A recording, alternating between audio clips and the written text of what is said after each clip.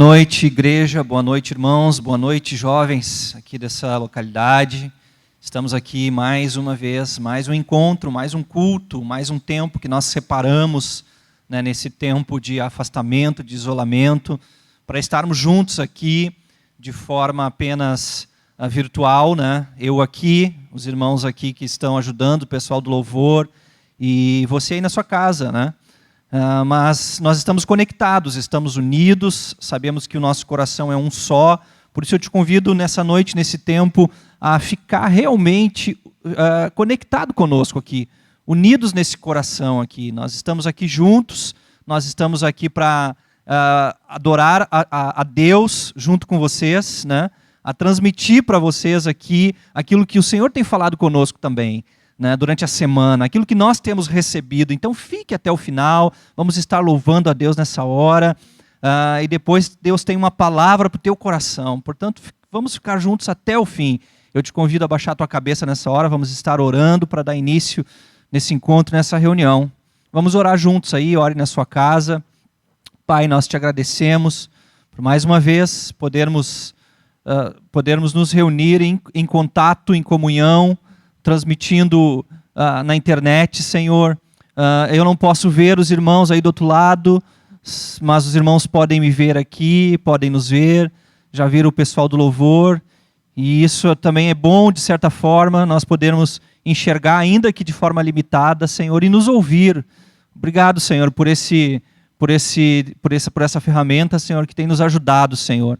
E que nós saibamos aproveitar isso da melhor forma possível. Nós que estamos do outro lado, sentados, possamos aproveitar da melhor forma possível, né? Do melhor jeito possível, ainda que seja limitado, ainda que não tenhamos o contato físico, mas que nós possamos extrair o máximo de tudo aquilo que está sendo feito aqui na localidade, dos irmãos, dos que pregam, dos que ministram, dos que cantam, dos que filmam. Pai, nos ajuda. Nós que estamos em casa, nos ajuda a permanecermos, Senhor, concentrados, ouvindo, recebendo, Senhor, como se de fato estivéssemos ali de forma presencial, Senhor, porque afinal de contas é a nossa própria casa, estamos na nossa casa, no nosso lar, é o lugar onde nós temos que ter, Senhor, a maior comunhão, o maior contato contigo, Senhor, muito mais até mesmo do que quando nós estamos ali, Senhor, na igreja local, ali na BZN, aqui na BZN, muito mais, Senhor, a nossa casa, Senhor, é esse altar de adoração, Senhor, é esse lugar de adoração. Tem que começar pela nossa casa, pelo nosso altar. Nos ensina um pouco mais nesse tempo, Senhor, daquilo que Tu quer nos dizer, Senhor, de como enfrentar essa dificuldade, principalmente no que diz respeito ao nosso encontro, ao nosso culto, à nossa adoração a Ti, Senhor. Que as nossas casas realmente sejam casas de adoração, sejam casas de oração, como diz a Tua palavra, Senhor, em nome de Jesus. Amém. Aleluia.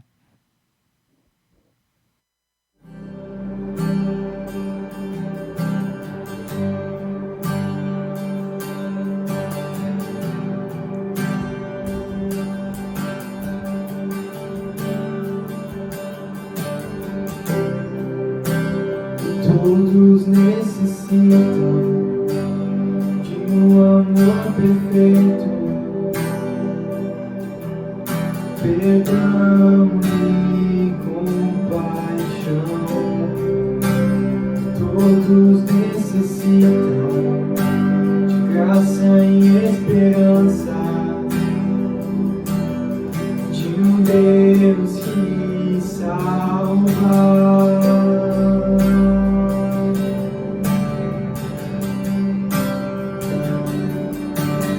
Cristo move as montanhas e tem poder para salvar, tem poder para salvar, para sempre, autor da salvação. Jesus a morte venceu, sobre a morte venceu.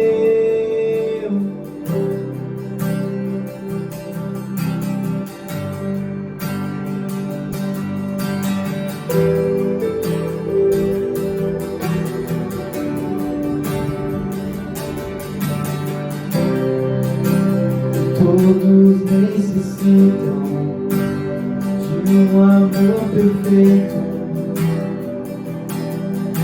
perdão e compaixão. Todos necessitam de graça e esperança, de um Deus que salva.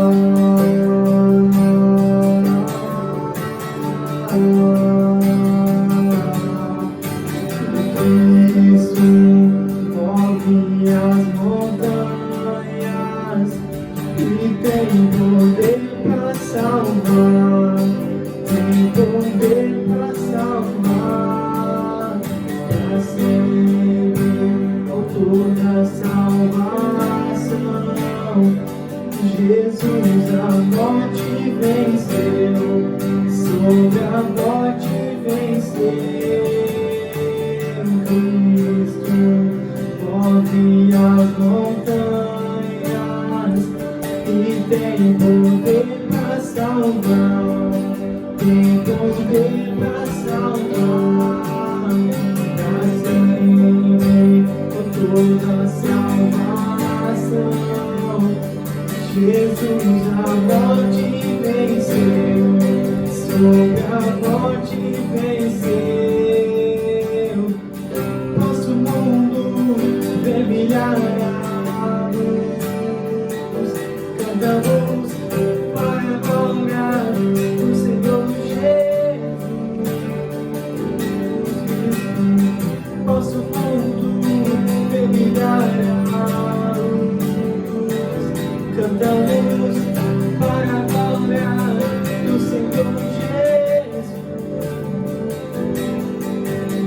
Cristo move as montanhas e tem poder para salvar, tem poder para salvar, para sempre, autor da salvação.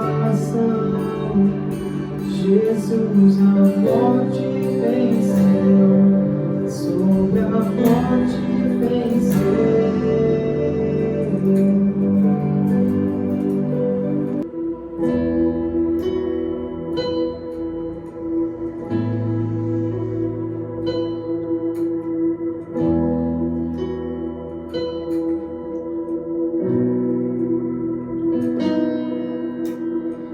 Existe um rio, Senhor, que flui do teu grande amor, águas que correm do trono, águas que curam e limpam.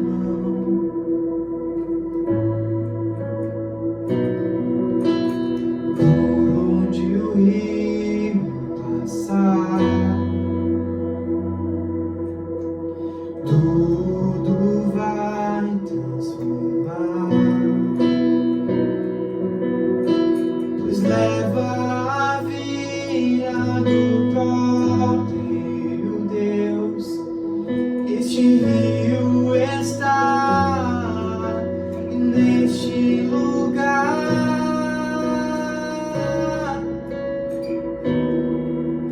Eu quero beber do teu rio, Senhor. Sacia minha sede, lava o meu interior. Eu quero fluir em tuas águas. Eu quero beber da tua fonte, fonte de águas vivas. Tu és a fonte, Senhor.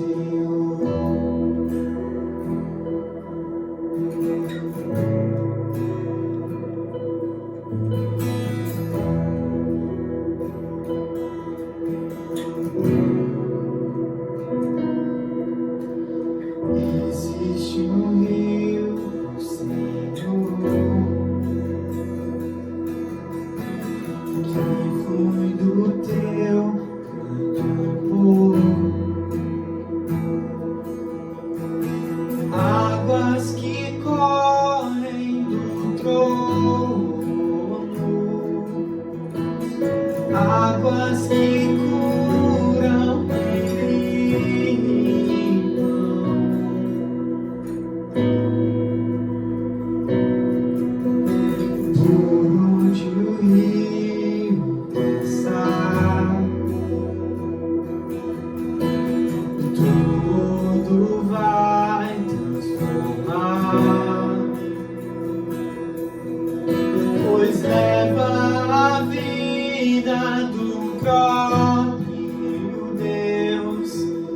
Este rio está neste lugar.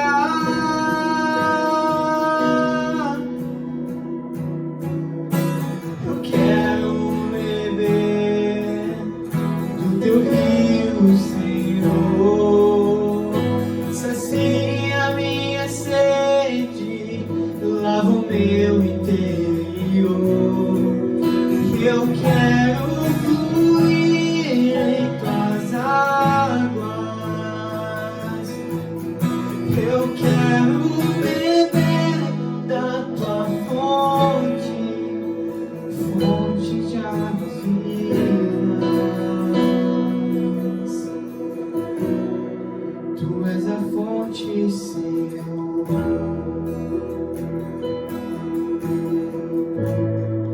Tu és o rio, Senhor.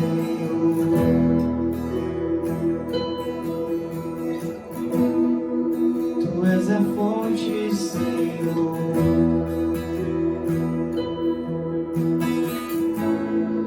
Tu és o rio, Senhor.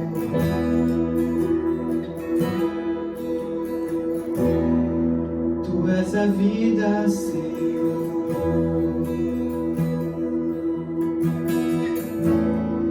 Tu és o rio, Senhor.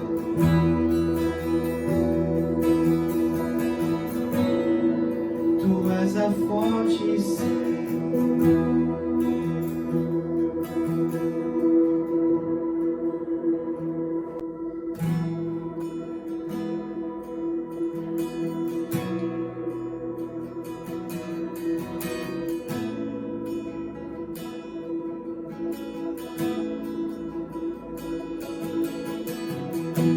Deus me chamou por tudo abandonar.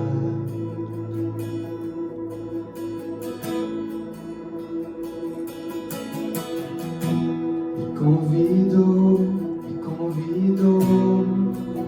pra nele confiar.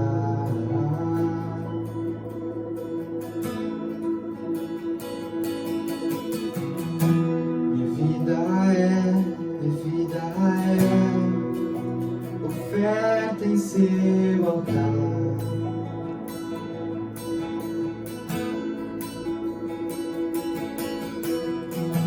Espírito do vivo Deus, e tudo satisfaz, ou tudo satisfaz. Estou aqui, tudo que sou, eu entrego hoje aos pés do meu Senhor. Pois eu sou teu e tu és meu, e eu sei que ao meu lado sempre estás.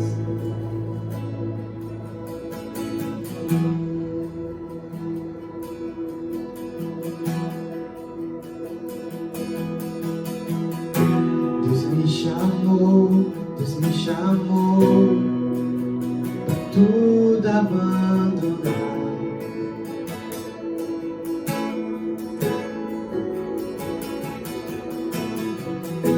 Me convidou pra nele confiar.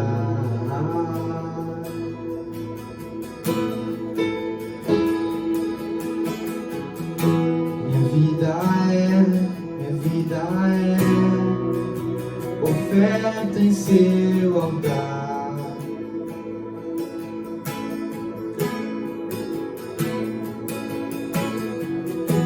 Espírito do vivo Deus, que tudo satisfaz, ou tudo satisfaz. Estou aqui, tudo que sou, eu entrego hoje aos pés do meu Senhor. Pois eu sou teu e tu és meu, E eu sei que ao meu lado sempre estás, para sempre estarás.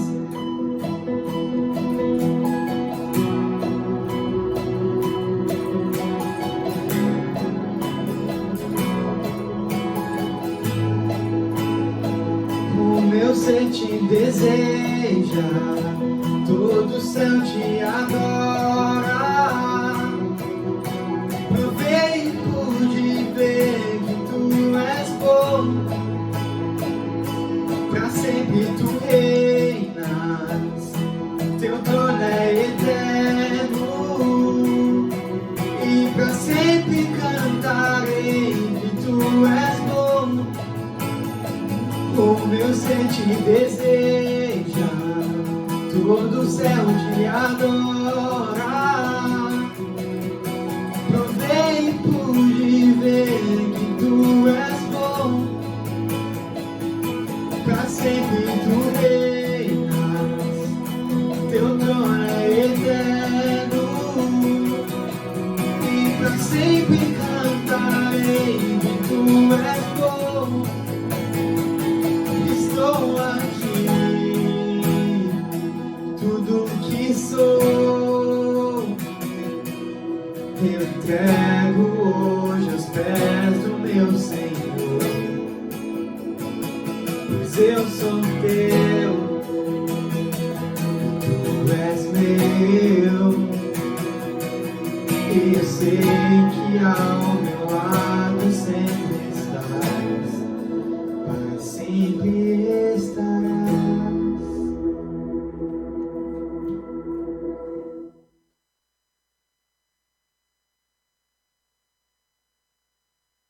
Aleluia.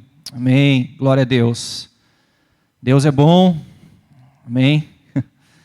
Sempre, né? Apesar das circunstâncias, apesar das situações, Deus tem sido bom.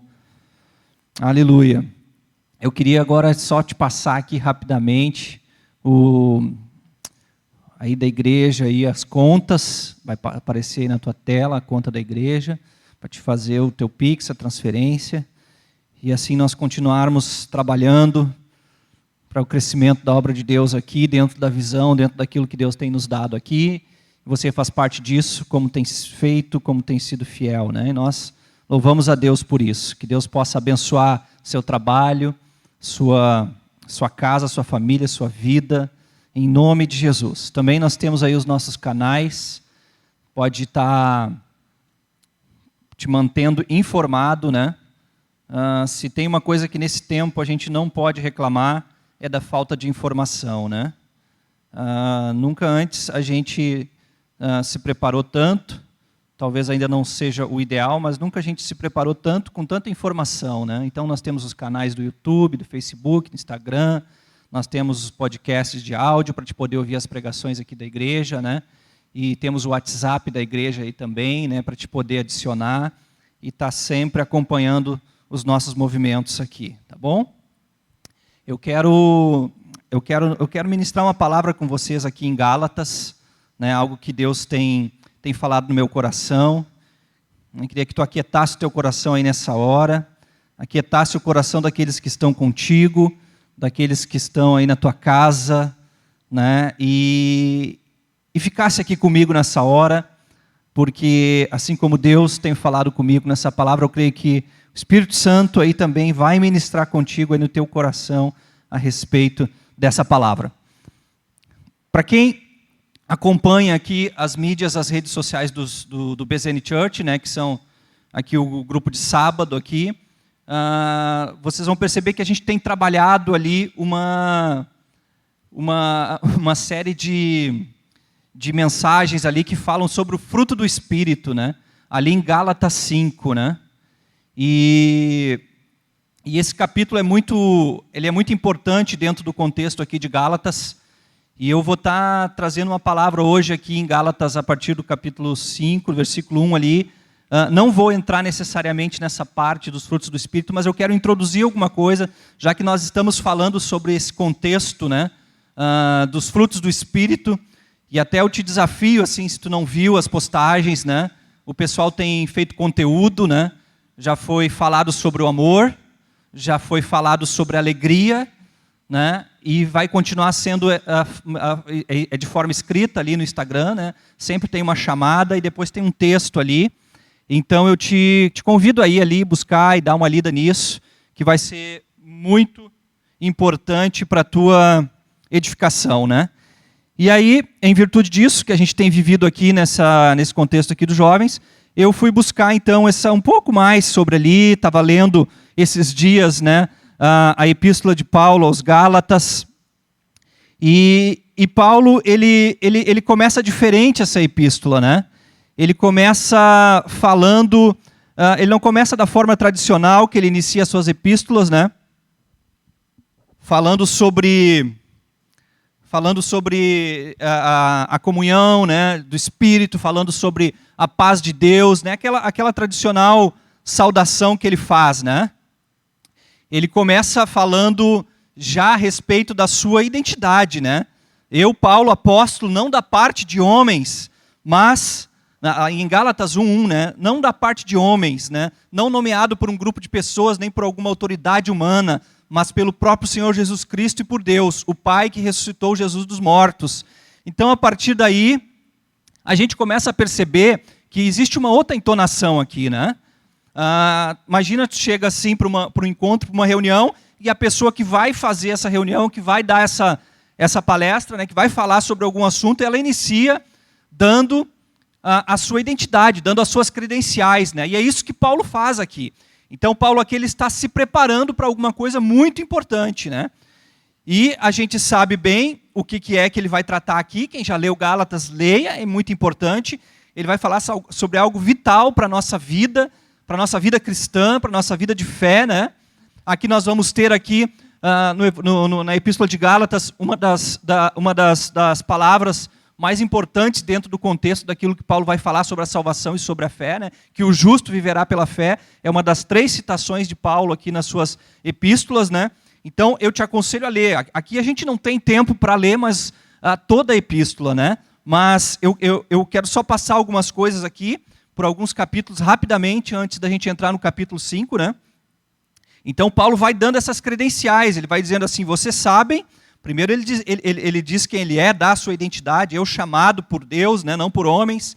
Depois lá no versículo 13 do capítulo 1, ele diz assim, vocês sabem como eu era quando seguia a religião judaica, como perseguia com violência a igreja de Deus e não media esforços para destruí-la. Eu estou usando aqui a versão NVT, nova versão transformadora, tá? Então ele está falando aqui, vocês sabem como eu persegui a igreja de Deus para destruí-la. Então Paulo começa a chamar a atenção deles, superava muitos dos judeus da minha geração, sendo extremamente zeloso das tradições dos meus antepassados. Contudo, antes de eu nascer, Deus me escolheu e me chamou por sua graça. Aleluia. Aqui Paulo começa a falar do assunto central da epístola. Ele começa a falar da graça de Deus.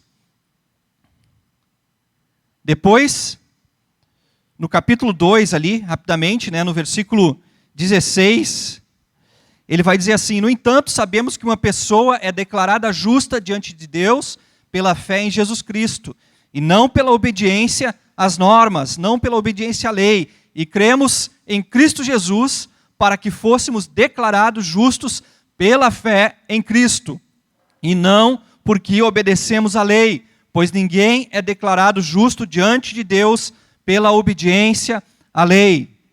Então Paulo aqui começa já a conceituar aquilo que seria o teor da carta, né? Lá no versículo 19 ele vai dizer assim, pois quando procurei viver por meio da lei, ela me condenou. Portanto, morri para a lei a fim de viver para Deus. Então note que para Paulo aqui não há como acontecer uma mistura entre uma coisa e outra. Ou tu morre para uma coisa para viver para outra. Não tem como conciliar as duas coisas. Isso aqui é algo fundamental para a compreensão do assunto que Paulo trata aqui, né? E depois, lá no capítulo 3, né, ele vai dizer assim no versículo 3, será que vocês perderam o juízo, tendo começado no Espírito, por que agora procuram tornar-se perfeito por seus próprios esforços? Tendo começado bem, tendo começado no Espírito, agora vocês procuram tornar-se perfeitos por seus próprios esforços. Contudo, lá no versículo 10, contudo, os que confiam na lei para serem declarados justos estão sob maldição, pois as Escrituras dizem, maldito quem não se mantiver obediente a tudo que estiver escrito na lei. Então, se existe um tipo de maldição nos nossos dias, certamente é essa maldição aqui, a maldição de estar preso a uma condição externa, a uma condição de obediência à lei. Então, maldito quem não se mantiver obediente a tudo que estiver escrito na lei. E no versículo 13, desse capítulo 13, vai dizer assim, mas Cristo nos resgatou da maldição pronunciada pela lei, tomando sobre si a maldição por nossas ofensas, pois as Escrituras dizem, maldito todo aquele que é pendurado num madeiro. E depois, o versículo 4, Paulo vai fazer algumas analogias aqui com algumas figuras do Velho Testamento, né? E ele vai fazer uma figura da escrava, ele vai fazer uma figura da livre, né? Ele vai usar a figura de Sara, ele vai usar a figura de Agar, ele vai usar a figura de Ismael, ele vai usar a figura de Isaac, para falar sobre o escravo e sobre o livre, né? Para fazer essa analogia entre a lei e entre a graça, para dizer que nós somos livres e para dizer em qual situação nós nos encontramos. E ele termina esse capítulo 4 dizendo assim, e vocês, irmãos, são filhos da promessa como Isaac, ou seja, filhos da livre, da promessa que foi dada para livre, para quem estava em liberdade. Ismael, o filho nascido da vontade humana, né? Ou seja, daquele erro de Abraão, né? Perseguiu Isaac. E o filho nascido do poder do Espírito, e o mesmo ocorre agora. Ou seja, a lei, essa lei, ela vai perseguir os livres. A escravidão vai perseguir aqueles que estão livres. É isso que Paulo está dizendo aqui. Isso é uma temática nas Escrituras, aqui nos escritos de Paulo, né? Essa lei, ela vai militar contra nós. Ela vai travar uma batalha contra nós, contra os filhos da livre, né? Contra nós que somos filhos da livre. Portanto, e vai dizer assim, mas, versículo 30 do capítulo 4, mas o que dizem as Escrituras sobre isso? Livre-se da escrava e do filho dela, pois o filho da escrava não será herdeiro junto com o filho da mulher livre. Então, mais uma vez, Paulo dizendo assim, não há como viver debaixo dessas duas condições, debaixo de uma lei e debaixo do Espírito da graça, daquilo que Cristo fez por nós na cruz. Portanto, irmãos, não somos filhos da escrava, somos filhos da mulher livre. Então Paulo vai usar esse paralelo com o Velho Testamento aqui, com essas figuras lá da história de Abraão, para trazer essa realidade para nós a respeito de lei e graça e nos mostrar que não há como conciliar as duas coisas. Então Paulo ele não se apega nem a Moisés aqui, ele vai lá para Abraão, né? Porque a questão aqui, a gente não tem tempo de entrar, a questão aqui que estava acontecendo era a circuncisão, né? Era uma marca feita nas crianças recém-nascidas que precisavam ter a carne do prepúcio cortada, violada, né? Para que, segundo aquilo que Abraão tinha recebido de Deus, lá em Gênesis, se eu não me engano, no capítulo 17 ou 18. Então, Paulo faz essa figura aqui, mostrando essa analogia, que lá nós nos encontramos sim em Abraão, porque também nós somos descendentes de Abraão. Paulo vai falar isso aqui, né? Nós estamos lá também, né? Porque nós estamos nessas promessas de Abraão, mas nós não estamos debaixo da promessa, debaixo do erro, debaixo da figura da mulher escrava, debaixo da figura de Ismael, mas nós estamos debaixo da promessa, debaixo da figura de Sara e de seu filho Isaac, ou seja, nós somos filhos da mulher livre. E aí, é importante dizer isso para a gente poder mostrar aqui um pouquinho a respeito da epístola, a respeito daquilo que Paulo ele está falando e daquilo que Paulo quer chamar a atenção dos Gálatas. E ele começa no capítulo 5, né, que é esse capítulo onde a gente vai encontrar ali, depois para o final, né, as obras da carne, né, e depois vamos encontrar o fruto do Espírito a partir do versículo 22 desse capítulo 5. Mas nós vamos ler ali do versículo 1 até o versículo 15, tá? E esse texto diz assim, capítulo 5 de Gálatas, a partir do versículo 1. Portanto, permaneçam firmes nessa liberdade. Então aqui, Paulo termina uma parte aqui, o capítulo 4 é um divisor, né? E Paulo começa então aqui no capítulo 5 a mudar um pouco daquilo que ele estava falando. Ele começa a mudar o propósito. Então ele diz assim, ele parte da parte conceitual, ele sai da parte conceitual, né, que era aquilo que ele estava fazendo, do versículo 1 do capítulo 1 até o capítulo 4, ele sai dessa parte conceitual e ele começa a falar de uma parte prática. No capítulo 5 e 6 de Gálatas, Paulo vai falar de forma prática aquilo que ele está conceituando nos demais capítulos. Ele vai dizer assim, portanto, permanecei firmes nessa liberdade, pois Cristo verdadeiramente nos libertou. Não se submetam novamente à escravidão da lei. Prestem atenção, eu, Paulo, lhes digo, se vocês se deixarem ser circuncidados, Cristo de nada lhes servirá. Volto a dizer, todo aquele que se deixa ser circuncidado deve obedecer a toda a lei, pois se vocês procuram tornar-se justos diante de Deus pelo cumprimento da lei, foram separados de Cristo e decaíram para longe da graça. Mas nós que vivemos pelo Espírito, esperamos ansiosamente receber pela fé a justiça que Deus nos prometeu, pois em Cristo Jesus não há benefício algum em ser ou não circuncidado. O que importa é a fé que se expressa pelo amor. Vocês estavam indo bem na corrida. Quem os impediu de seguir a verdade? Certamente não foi Deus quem os levou a pensar assim, pois Ele os chamou para serem livres. Um pouco de fermento se espalha por toda a massa. Confio que o Senhor os guardará de crer em falsos ensinamentos. Aquele que os perturbar, seja ele quem for, seja julgado. Irmãos, se eu ainda prego que vocês devem ser circuncidados, como dizem alguns, por que continuo a ser perseguido? Se eu não pregasse a salvação exclusivamente por meio da cruz, ninguém se ofenderia. Esses sujeitos que os perturbam deveriam castrar a si mesmos. Porque vocês, irmãos, foram chamados para viver em liberdade, então não usem, porém, dessa liberdade para satisfazer sua natureza humana. Ao contrário, usem-na para servir uns aos outros em amor. Pois toda a lei pode ser resumida neste único mandamento: ame o seu próximo como a si mesmo. Mas se vocês estão sempre se mordendo e devorando uns aos outros, tenham cuidado, pois correm o risco de se destruírem. Até aí.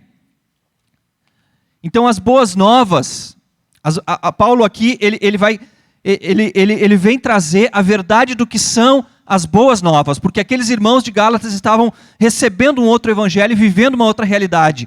E as boas novas, a mensagem das boas novas era a seguinte: as boas novas dizem que os pecadores podem ser perdoados e podem ir para o céu por causa do que Jesus fez por eles na cruz. Essa mensagem é a mensagem mais importante do Evangelho. É a mensagem mais importante que o mundo precisa ouvir hoje, inclusive, nesse tempo que a gente vive. Né? As boas novas dizem isso, que os pecadores podem ser perdoados e ir para o céu por causa daquilo que Jesus fez por eles na cruz. Só que isso é muito simples, né? Essa mensagem é muito simples.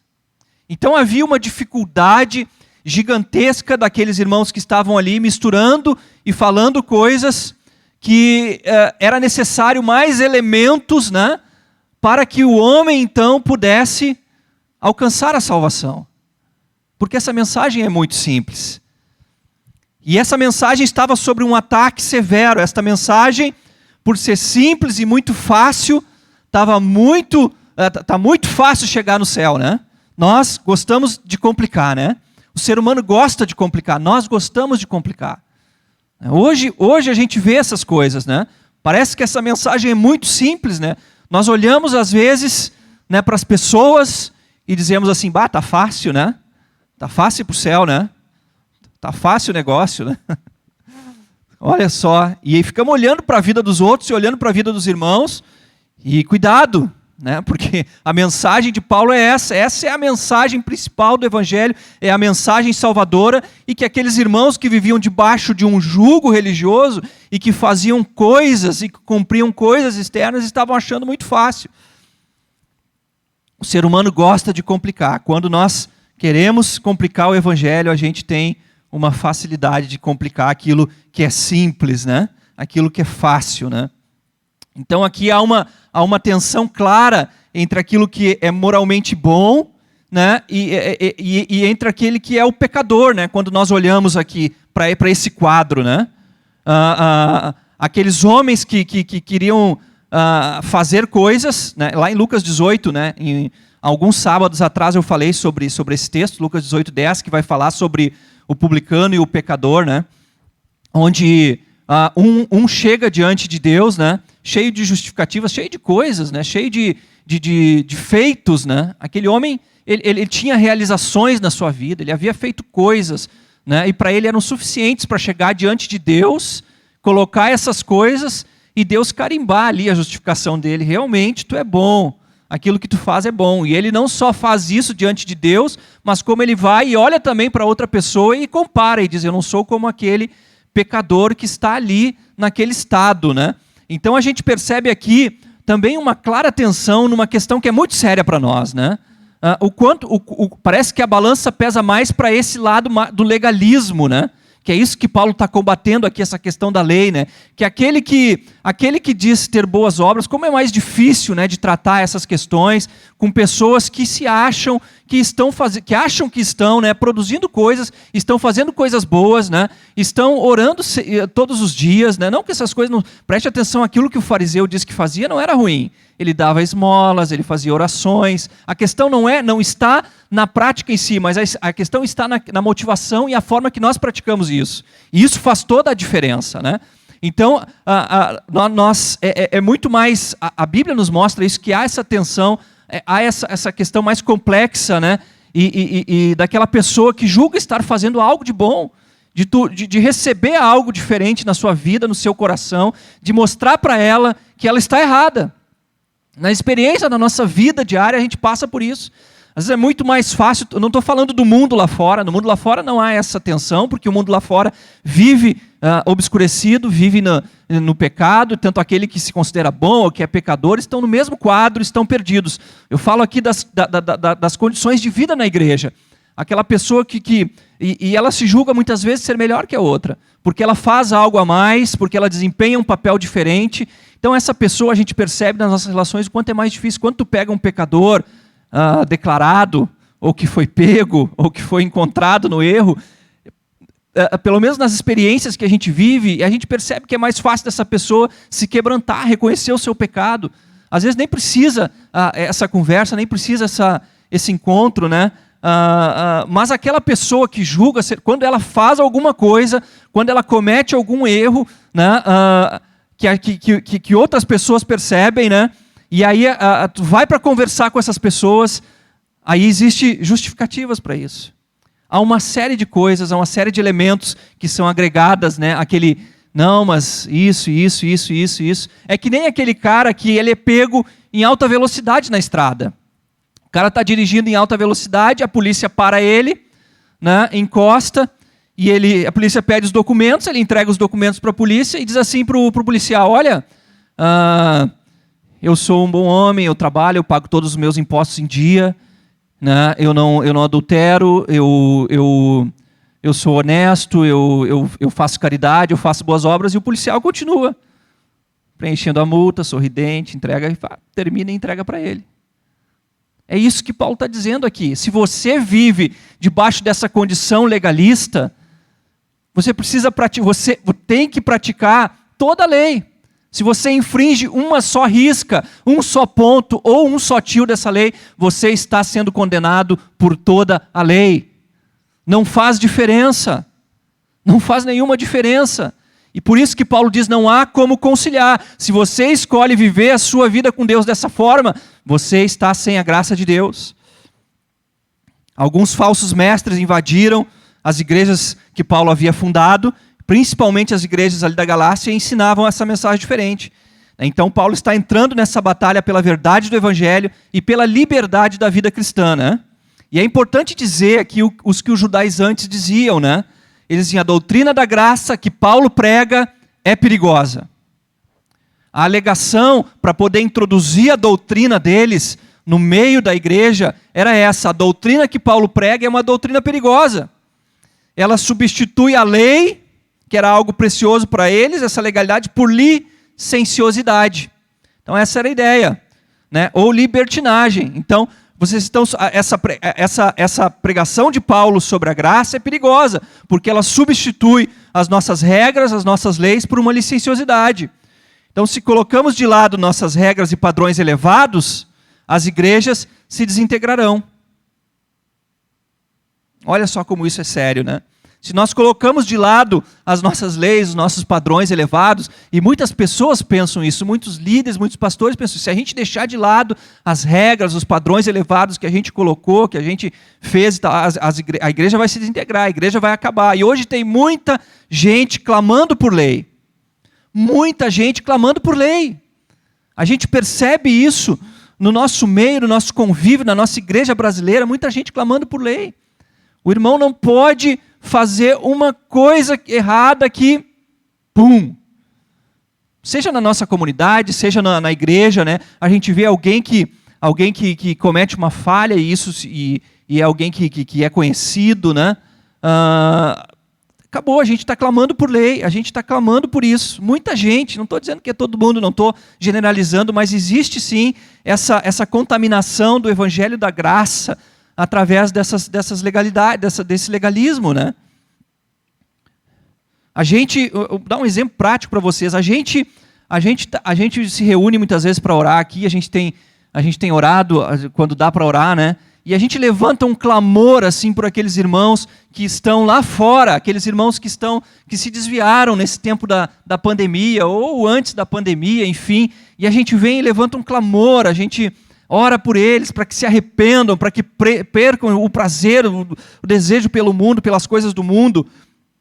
Em outros tempos, nós fazíamos até serenata na casa dos irmãos, né? Íamos na busca na casa dos irmãos. E aí a gente está disposto a receber esse irmão no nosso meio de novo, independente da ofensa que ele nos causou. Se nós chegar lá no irmão e ele estiver lá utilizando droga, ou se estiver lá num lugar de prostituição, uma mulher, um homem, uma mulher na rua, a gente vai lá e abraça.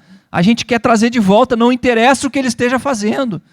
Mas quando a gente tem dificuldade de lidar, olha o legalismo, como a gente tem dificuldade de lidar com o erro do nosso irmão. Quando a pessoa está aqui conosco, vivendo na vida de comunhão, a gente não consegue conviver com o erro da pessoa. A gente não consegue conviver com a falha dessa pessoa. O conviver que eu falo não é não é o aceitar. Depois a gente vai ver, que depois Gálatas para frente vai nos mostrar como isso deve ser feito. É evidente que há um tratamento para isso, mas a gente não consegue conviver com a falha daquele que está ali conosco. Exatamente por isso, porque quando ele está aqui do meu lado, eu me remeto lá para Lucas 18. Eu sou como aquele fariseu que está lá numa boa, né, fazendo coisas, olhando para cima e dizendo para Deus, eu sou assim, eu sou assado, quase exigindo de que Deus faça algo por ti, porque tu tens feito coisas para Deus, como se Deus te devesse alguma coisa. E como eu já disse aqui em outra oportunidade, Deus não nos deve nada. E aquele pecador batia no peito, dizendo, eu sou pecador e não mereço nada. Então nós agimos assim, às vezes, nas nossas relações. Nós temos uma enorme dificuldade de lidar com as falhas daqueles que estão ao nosso lado, quando deveria ser contrário, não, mas a mesma paixão, o mesmo amor por aquele que está longe, que está perdido, pelo pródigo, nós deveríamos ter pelo outro que está aqui também e que falha conosco, porque afinal de contas a palavra de Deus diz que é 70 vezes 7, não é isso? É isso, por dia. Então hoje tem muita gente clamando por lei, né? Nem sei se vai dar tempo de eu terminar aqui o que eu tinha preparado. Então hoje tem muita gente, acho que eu vou, porque que tu me ajude daí, Marcel, tá? Nas plaquinhas. Então hoje tem muita gente clamando por essa lei aí, né? E Paulo, e o que a gente tem que dizer? A gente tem que dizer o mesmo que Paulo disse, que é só a graça. Então, esses judaizantes do primeiro século não eram os únicos a temer a dependência da graça de Deus. Ainda hoje nós encontramos no seio, no meio da igreja, gente temerosa em relação à dependência da graça de Deus. Claro que isso tem muito a ver com algo que a gente vive nos nossos dias também, no meio das igrejas evangélicas, né? No meio das igrejas cristãs, né? Que é uma falsa mensagem a respeito justamente dessa liberdade que a gente tem na graça de Deus, que Paulo vai advertir e que ele vai dizer, olha, vocês estão fazendo isso errado, nós vamos ir adiante aqui, ó. Então, nos dias de hoje, os legalistas de nossa igreja advertem que não devemos ensinar sobre liberdade, que temos a liberdade que nós temos em Cristo, pois se fizermos, o resultado vai ser anarquia, as pessoas vão viver de qualquer jeito, as pessoas vão pecar, né? E vai haver uma anarquia religiosa, né? Então essas pessoas, mas na verdade, como eu estou dizendo aqui, essas pessoas interpretam errado os ensinos de Paulo sobre a graça, que nem aquele velho ditado que existe na fronteira, né? O cachorro mordido de linguiça, o cachorro mordido por uma cobra, ele passa a ter medo de linguiça, né? É um ditado que existe aí na fronteira. É a mesma coisa aqui.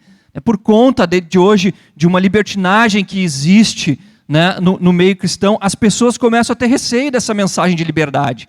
As pessoas começam a ter receio dessa mensagem de graça que Paulo trazia e que Paulo traz ainda hoje para nós, né? Porque estão realmente entendendo ou passaram a entender ou a interpretar errado isso, né? E aqui Gálatas 5:6 tem exatamente o propósito de corrigir esse erro, essa interpretação equivocada de achar que a graça que Paulo pregava, em contraste com esse legalismo, com essa legalidade, em contraste com essas exigências externas, é essa a intenção de Paulo no capítulo 5, de corrigir isso, de se achar que então, eu estou na graça, eu estou agora vivendo pela graça de Deus, eu posso viver de qualquer jeito, eu posso sair, eu posso pecar, eu posso errar, e está tudo certo, eu posso manter meus relacionamentos, o meu casamento de qualquer jeito, meu relacionamento conjugal, meu relacionamento de namoro, porque afinal de contas é a graça.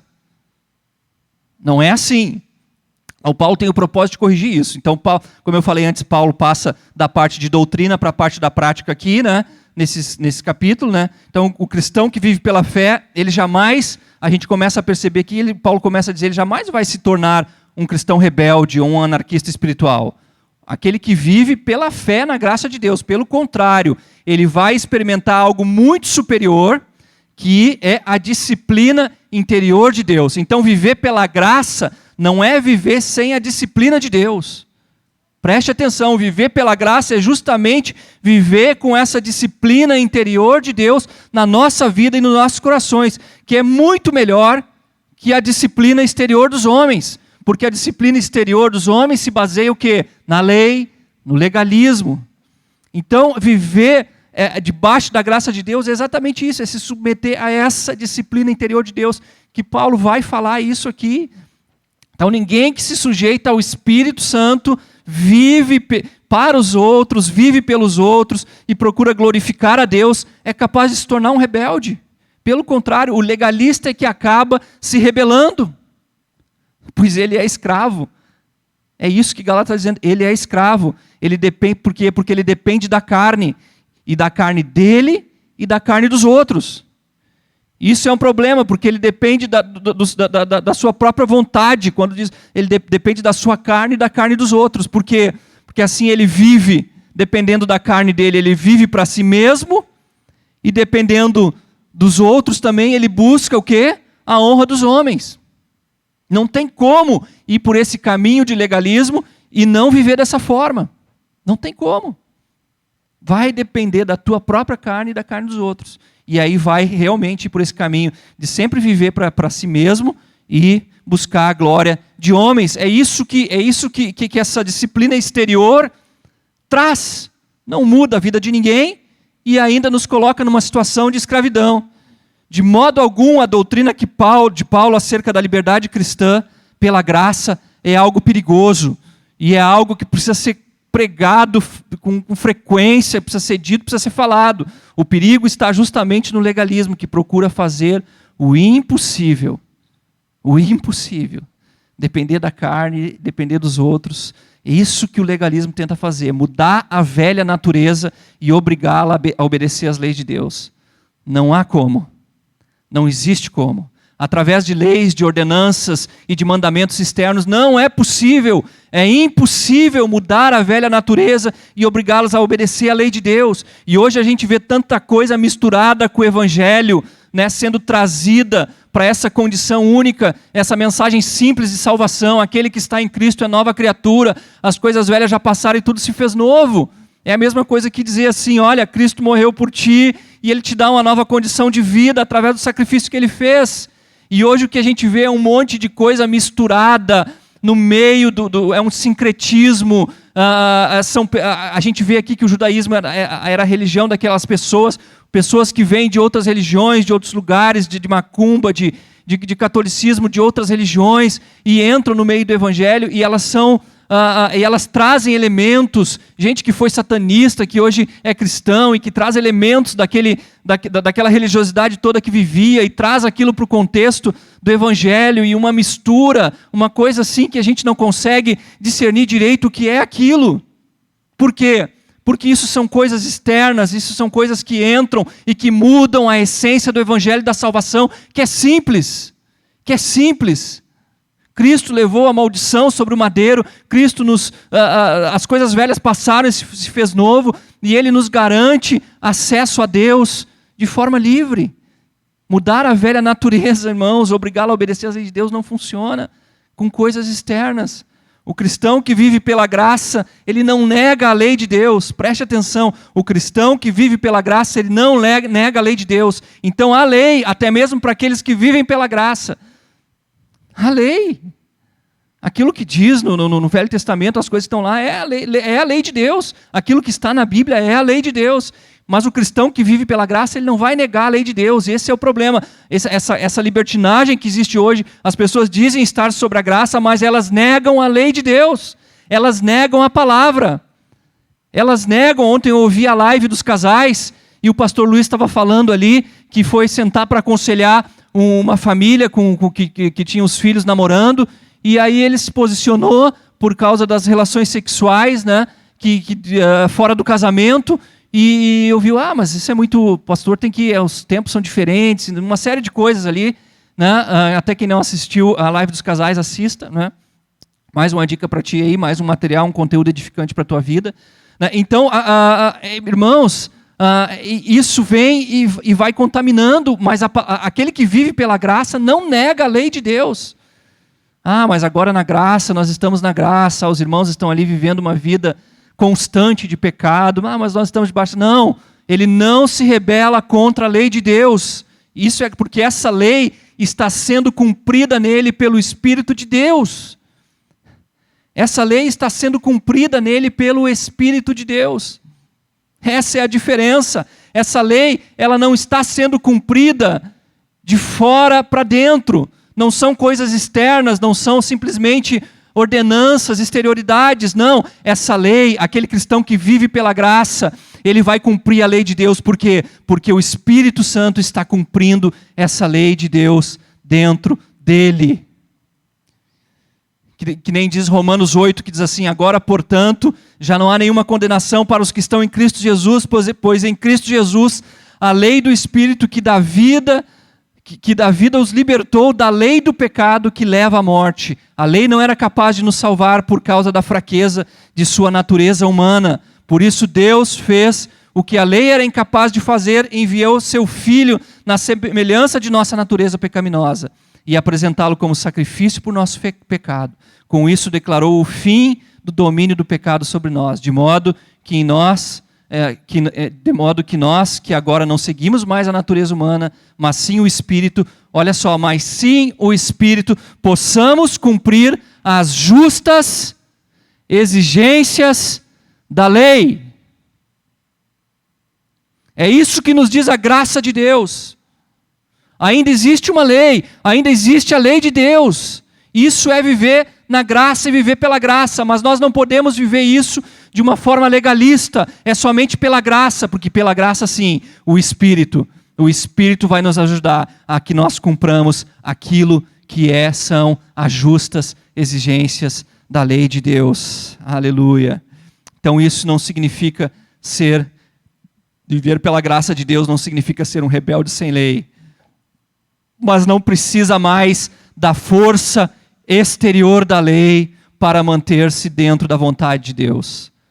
Vocês estão entendendo, irmãos? Você não precisa mais da força exterior, você não precisa mais da força da sua carne, você não precisa mais da força dos outros, depender dos outros para manter-se dentro da vontade de Deus, porque nós temos a direção interna do Espírito Santo. Os mandamentos tinham esse poder externo.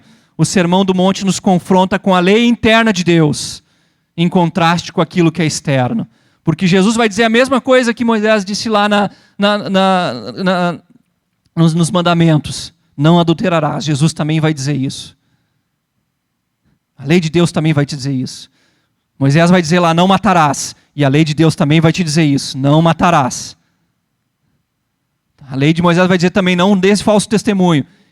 E Jesus Cristo também vai dizer isso.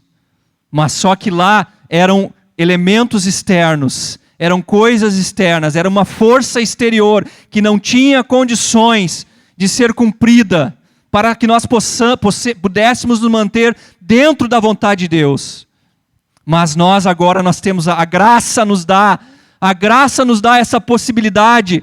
Por isso que nós somos livres para viver a vida com Deus, porque não somos nós, é o Espírito Santo que toma vazão na nossa vida e nos dá a direção interna do Espírito para a gente viver dessa forma. É uma força interna dentro de nós que nos capacita a viver aquilo que nós temos que viver. E aí é diferente. Aí não adianta chegar e dizer para Deus, mas eu não adultero, Senhor. Mas aí tu passa na rua. Aí Jesus foi e disse, né, validou o mandamento e diz assim, mas eu vou dizer para você, se você apenas olhar para uma mulher com intenção impura no seu coração, você já cometeu, você já viveu, você já cometeu esse adultério. Diz não matarás, mas se você falar contra o seu irmão, se você se levantar contra o seu próximo, você no seu coração já o fez. Então preste atenção que só algo interno, só a graça para nos ajudar a viver dessa forma. Quanto tempo ainda tem aí? Então só a graça de Deus para nos ajudar a viver dessa forma. Então essa linha de pensamento dos últimos capítulos aqui, de Gálatas, assim, fomos libertos por Cristo, né, do jugo da escravidão, Gálatas 5, de 1 a 12, né? No entanto, nós precisamos de alguém que controle nossa vida de dentro para fora, Gálatas 5, do 13 ao 26, né? Aí entra aquela questão do fruto do Espírito que nós estamos trabalhando, e mais uma vez eu quero te dizer assim, nos acompanhe, leia esses textos, essas mensagens ali, né? E depois, por meio do amor do Espírito, temos o desejo então de viver uns para os outros, Gálatas 6, de 1 a 10, né? E o outro ponto aqui depois, de Gálatas 6, de 11 a 18, vai nos dizer que essa vida ela é tão maravilhosa que o nosso desejo é vivê-la para a glória de Deus. Aqui é a questão prática da graça que Paulo está falando, né? Até o capítulo 4, então, ele doutrina, ele conceitua, né? E aqui nós temos aqui essa linha aqui de pensamento, libertos por Cristo do jugo da escravidão, né? No entanto, precisamos de alguém que controle nossa vida de dentro para fora, que é o Espírito Santo, né? E por meio do amor do Espírito, então, nós temos uma vida diferenciada e o desejo de viver um para os outros, que isso é o mandamento que é dito aqui em Gálatas, né? E essa vida, então, se torna tão maravilhosa que nós temos cada vez mais desejo de viver e continuar vivendo para a glória de Deus. Aleluia. Glória a Deus.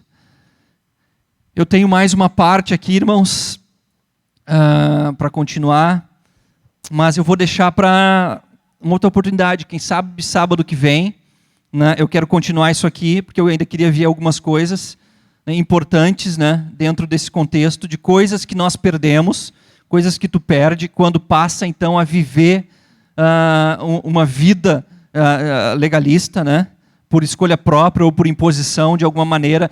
Tem coisas que nós vamos perdendo, nós perdemos a nossa liberdade, né, nós temos uma falência espiritual na nossa vida. Isso aqui está dentro do texto de capítulo 5, de 1 a 12, que eu não consegui, né, trazer ainda para vocês, mas no próximo sábado, quem sabe, a gente continua aqui. Isso traz, então, a perda da nossa liberdade, né, uma falência espiritual, né, uma perda de rumo na nossa vida, né, quando Paulo vai falar que onde vocês estavam correndo bem, né, isso faz uma analogia com as Olimpíadas gregas, mas eu quero, num próximo encontro, poder falar sobre isso aqui, né, essa também pobreza espiritual, essa falência espiritual que essa vida de legalismo nos traz, né, que Paulo vai dizer assim, ó, vocês de Cristo nada vos aproveitará, né, se vocês viverem pela lei. De Cristo nada vos aproveitará o sacrifício de Cristo, nada, ser forte.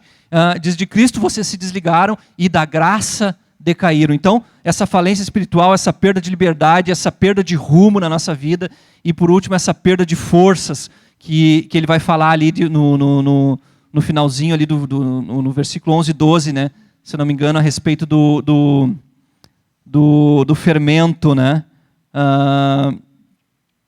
do fermento que vem, né, então, que vai falar dessa outra condição que viver com esse legalismo traz sobre as nossas vidas, né?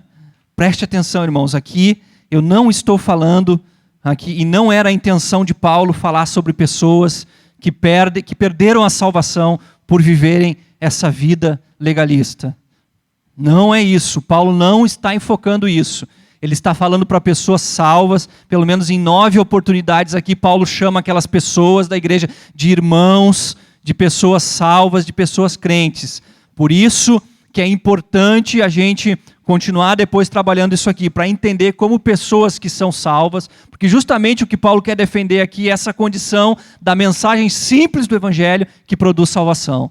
Então Paulo não está tratando aqui, nada do que eu falei aqui é de pessoas que, se por acaso você se encontra numa condição assim na sua vida, de alguma forma essa palavra te conflitou, não é porque você não está salvo, pelo contrário, é porque o Pai deseja que você volte para o caminho da graça e viva debaixo da graça de Deus. Mas há uma condição aqui de permanecer nessa vida medíocre, nessa vida pobre, e não depender da graça de Deus. Perdemos nossa liberdade, temos uma falência espiritual, perdemos nosso rumo e perdemos as nossas forças. E isso eu quero trabalhar numa outra oportunidade com vocês. Por isso eu quero te pedir agora, nós estamos terminando, aí onde tu estás agora aqui, vamos orar, vamos ter um tempinho de oração. Aleluia, feche seus olhos aí, Pai, nós aqui confrontados com a Tua palavra, Senhor, nós queremos dizer, Senhor, que nós dependemos completamente da Tua graça, Senhor, ainda que muitas vezes a gente possa, de alguma maneira, Senhor, evidenciar nos nossos corações traços desse evangelho contaminado, Senhor, traços dessa vida que vive de ordenanças externas, Senhor, que até mesmo vem na igreja, que conhece a Tua palavra, mas que a gente faz porque a gente está numa comunidade, todo mundo vive ali, faz as mesmas coisas, então são coisas externas. Quando a gente está junto, a gente é uma coisa, mas aí quando eu estou lá sozinho, eu vejo que na verdade eu obedeço essas coisas de forma externa. Eu não dou espaço para a graça de Deus trabalhar na minha vida, no meu coração, de dentro para fora, a fim de transformar a minha vida completamente, para que eu seja o mesmo em qualquer lugar que eu ande, em qualquer lugar que eu vá. Então eu preciso da Tua graça, Senhor, eu preciso dessa graça na minha vida. Por isso, livra de nós, Senhor, livra da nossa vida todo traço de legalismo, Senhor. Nós queremos usar a Tua graça, Senhor, também não com libertinagem, Senhor, ou com licenciosidade para nada, Senhor, mas nós queremos usar a Tua graça, Senhor, de forma a obedecer, Senhor, através do Espírito Santo, a Tua lei, Senhor, os Teus mandamentos, Senhor, os Teus ensinamentos, Pai. Por isso nos ajuda, Senhor, fortalece-nos, Senhor, fortalece a cada irmão, que haja um coração humilde, Senhor, para nós acessarmos essa graça, Senhor. Oh Deus, não se pode se acessar essa graça com um coração altivo, com um coração arrogante, com um coração soberbo, com um coração cheio de razões, cheio de explicações, Senhor. Mas nós só podemos chegar a esse ambiente de graça e o Espírito Santo então transformar a nossa vida de dentro para fora com um coração quebrantado, quebranta a nossa vida, quebranta o coração dos meus irmãos aí que estão nas suas casas ouvindo, quebranta o coração dos meus irmãos aqui nesse lugar, quebranta a minha vida e meu coração também, Senhor, para sempre dependermos da Tua graça maravilhosa, em nome de Jesus. Amém. Aleluia. Meu irmão, Deus te abençoe, fica firme na graça, em nome de Jesus. Amém. Deus te abençoe.